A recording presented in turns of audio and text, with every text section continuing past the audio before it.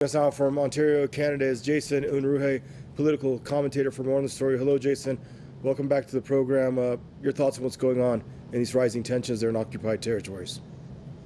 Well, this is the complete same utter nonsense that we see every single time there's a conflict between the two sides. Essentially, Israel, in its seemingly infinite evil that it's capable of, goes into the Al-Aqsa Mosque and essentially attacks people who are in the middle of prayer.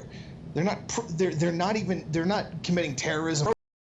Testing. It's a simple prayer on, during a holy time, and they go in there, they attack innocent, unarmed people who are just praying, tear gas, concussion grenades, etc., and then eventually they get forced out. And then, angered at being embarrassed by unarmed civilians forcing them away, they come in and they strike an apartment building and essentially just murder an entire block of people out of their own petty anger at being shown up over the Al-Aqsa Mosque. And then Palestine, Hamas, fires rockets back in retaliation for the murder of innocent people. And then Israel runs around the entire media saying that with their strikes in return we were making retaliatory strikes. I watched several outlets. I saw MSNBC, CNN, continually referring to the Israeli strikes as retaliatory strikes, and then talking to various legal experts from U.S. foreign policy think tanks who are anti-Palestinian, pro-Israeli genocide,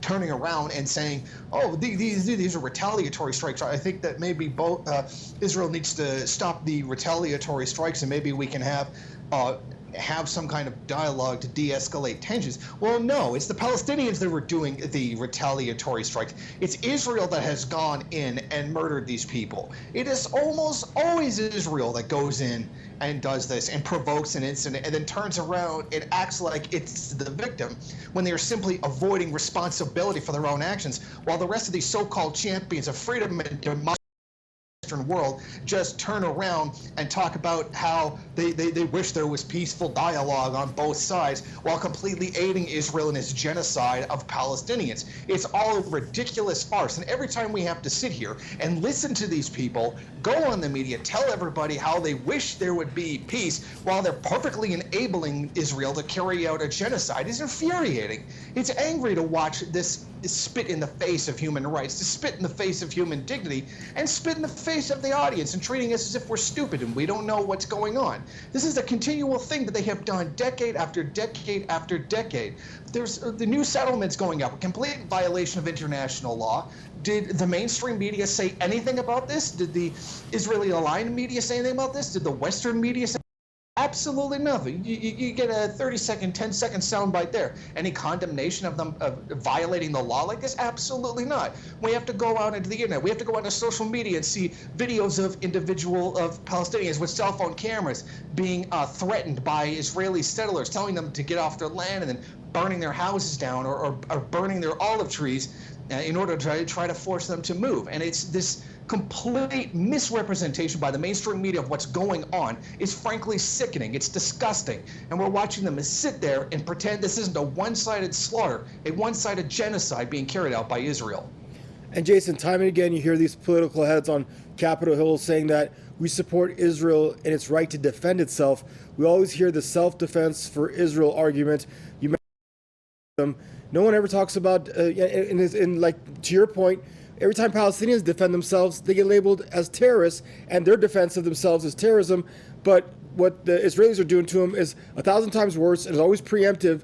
And basically, again, to your point, Palestinians are basically always on the retaliatory side, disproportionately, albeit, and they always get labeled the terrorists, and the other side gets to the table the right to self-defense. And it is really disheartening that so many people know the truth. Even the people making those labels know the truth, but they want to play the whole world on this while Palestinians are dying every day. Absolutely. They are absolute straight cowards who will not stand up and tell the truth. We look at this. They call what are wars between Israel and Palestine. They're ones.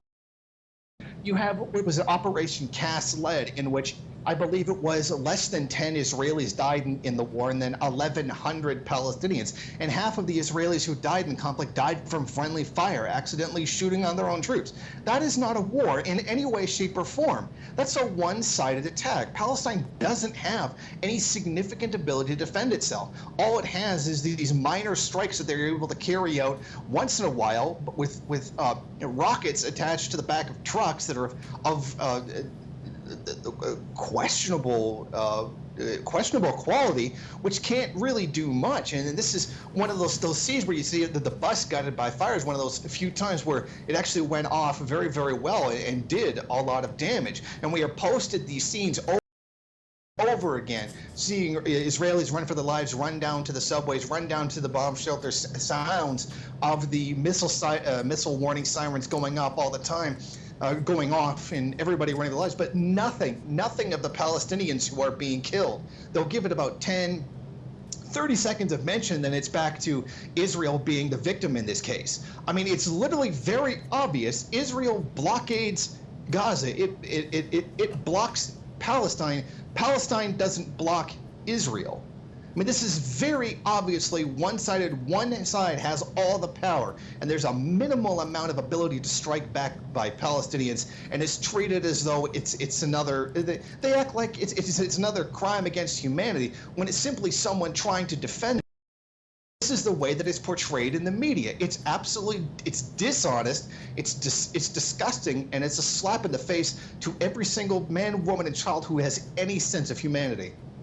Thank you, Jason. Stay safe, bud. We'll see you soon. From Ontario, Canada, Jason Unruhe there joining us.